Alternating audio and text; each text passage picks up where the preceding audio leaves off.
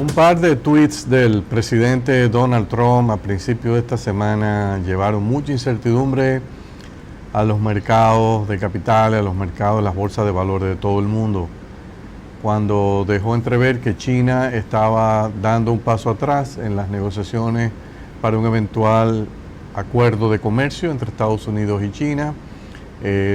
Veníamos con varios meses de creciente optimismo y todo apuntaba a que al final del mes de abril, principio del mes de mayo, se podría hacer un anuncio ya de la finalización y ratificación de un acuerdo fundamental en este ámbito.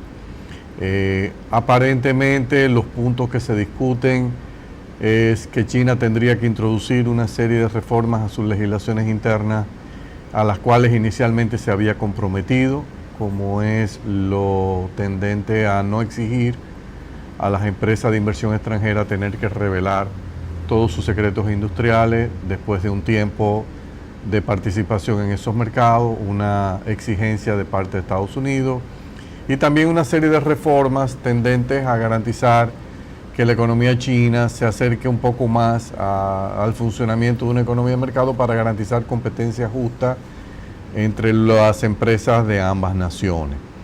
Esto motivó que el presidente de Estados Unidos enviara estos tweets diciendo que como consecuencia de esto iba a entrar en vigencia este viernes, como ya finalmente entró, el arancel del 25% sobre una base gravable de $200 mil millones de importaciones procedentes de la China. A raíz de los avances que se produjeron el jueves en la noche y el viernes de esta semana en las conversaciones que tuvieron antecedidas por una carta que envió el presidente de China al presidente de Estados Unidos, que el presidente Trump reconoció que era una carta muy buena que le envió Xi. Aparentemente las conversaciones fueron bastante constructivas y esto animó el mercado y podría existir la posibilidad de que las negociaciones retomen un curso positivo y que esto solamente sea una estrategia para llevar a China por el camino correcto. Todo esto ha dado lugar a una gran discusión en Estados Unidos sobre las estrategias del presidente Trump en materia de negociación. Él ha jugado tradicionalmente unas posiciones, como le llaman los negociadores en Estados Unidos, tough, o sea, una posición de fuerza, donde va muchas veces más allá de lo que se entiende como convencional y tradicional, y al final transa y logra algo que se entiende que es más ambicioso de lo que quizás Estados Unidos podría esperar. Algunos no están de acuerdo con su estrategia, pero otros sostienen que mientras le esté dando resultados es una estrategia que no se debe descartar. Y más con un país como China, que es un país que tradicionalmente no exhibe un historial de cumplimiento de las metas acordadas como se esperaría de las naciones civilizadas. Entonces, vamos a ver qué va a pasar.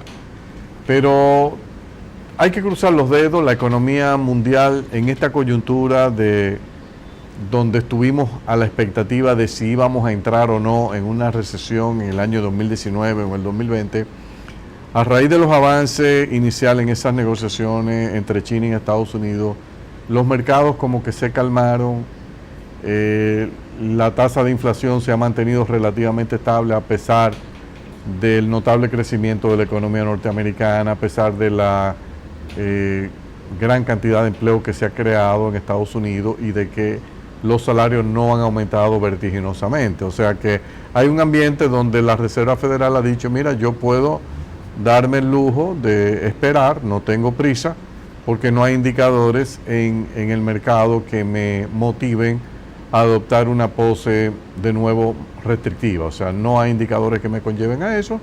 Mientras la inflación no me lleve a eso, no lo voy a hacer. Entonces, todo eso logró cierto repunte de la confianza en los mercados.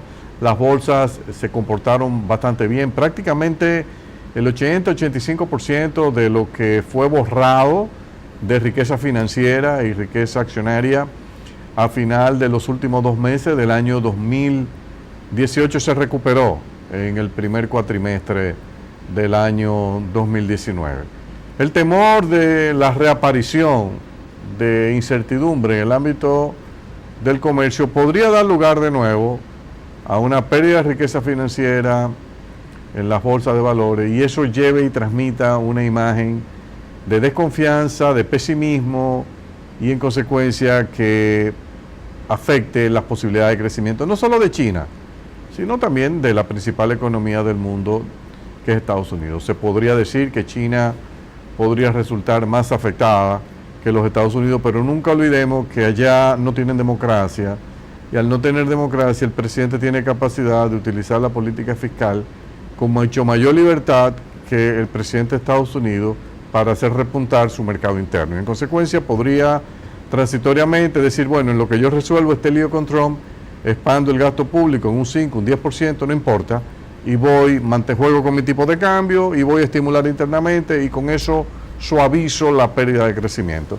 Estados Unidos tiene menos grado de libertad en ese ámbito, y en consecuencia tendría que aceptar un crecimiento ligeramente más bajo. Habría que ver si el presidente Trump, cuyo fuerte para su intento de reelección en el año 2020 es la fortaleza que hoy exhibe la economía norteamericana, lo cual hace difícil pensar que podría ser derrotado. O sea, si Trump llega a las elecciones de noviembre del 2020 con una economía como la que tiene hoy, con bajo desempleo, con estabilidad de los precios y con un crecimiento en la vecindad de 3%, el Partido Demócrata, independientemente del candidato que lleve, lo va a tener muy difícil. Independientemente de que la Cámara de Representantes no le apruebe reformas a Trump de aquí al año que viene, si Trump se apunta a algunos éxitos en política internacional, como podrían ser la solución de la crisis en Venezuela,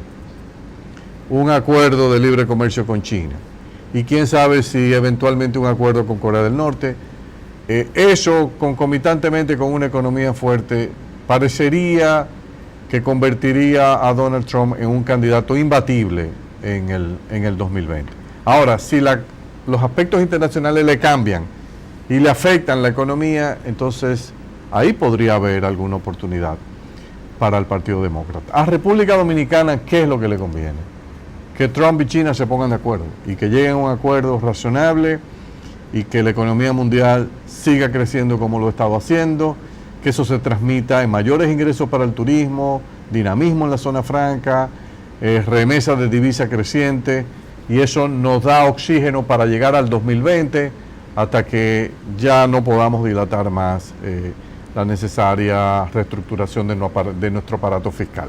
Entonces, es importante para nuestra economía que el panorama internacional de comercio se aclare, y ojalá que esta próxima semana sea mucho mejor que esta que hemos terminado, donde la opacidad y el pesimismo prácticamente predominaron la mayor parte del tiempo.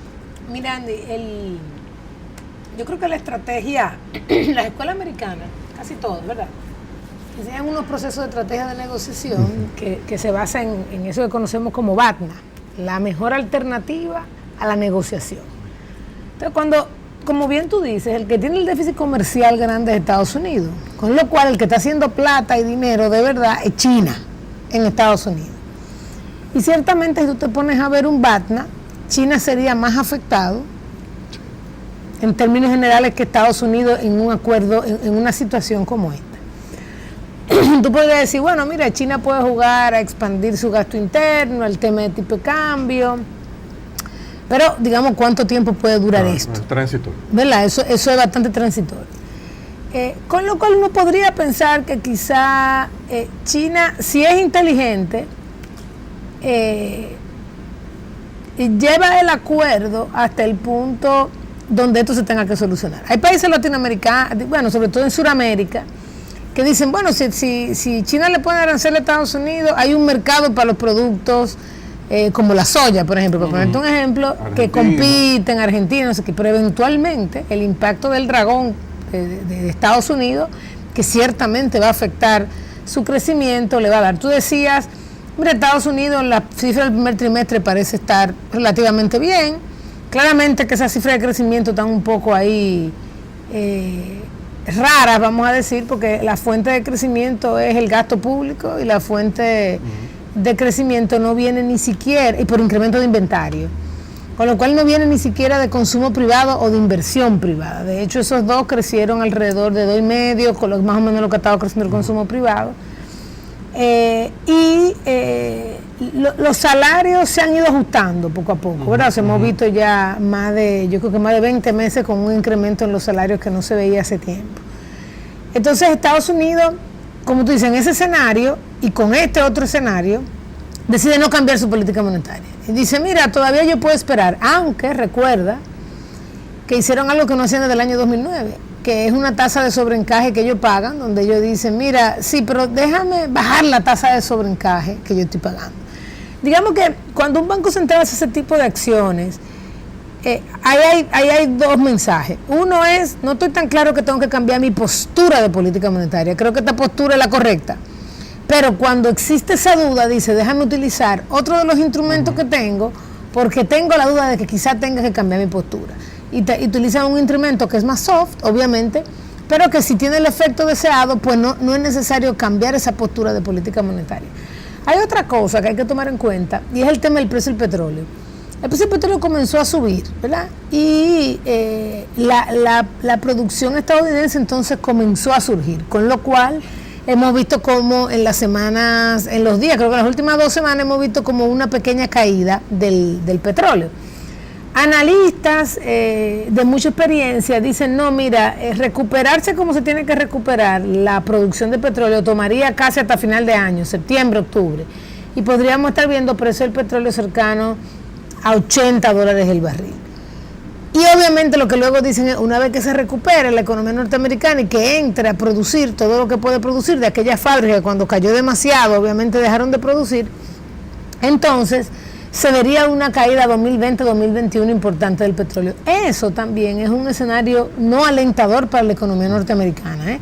Sabemos que hoy en día es el productor más fuerte que hay en el mundo, con lo que las caídas de los precios del petróleo le pegan a la economía norteamericana. A ellos les conviene de alguna manera u otra que el petróleo se quede en los albores del 60, 70. Ahora, si esto no es así, comienza a bajar, como tú bien decías, ya en el año 2020-2021, entonces vamos a ver una economía norteamericana más débil.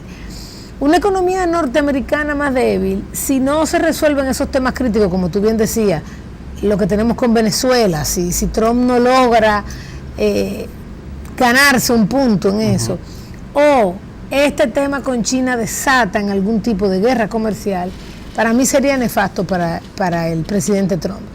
Ahora bien, si sus negociaciones son adecuadas y China finalmente, aunque peleando, lleguen a algún equilibrio de la negociación, pues yo sí creo que es un punto importante y no menor en el tema del posicionamiento del presidente Trump. Tenemos que saber que estuvo durante todo su discurso, tenemos que saber que ha sido muy consistente con eso y que lo ha sabido calar dentro de la población, porque el mensaje es un mensaje muy importante, o sea, está todo conectado. Mira, ustedes perdieron sus empleos, porque las empresas americanas se fueron a China y luego me lo están importando.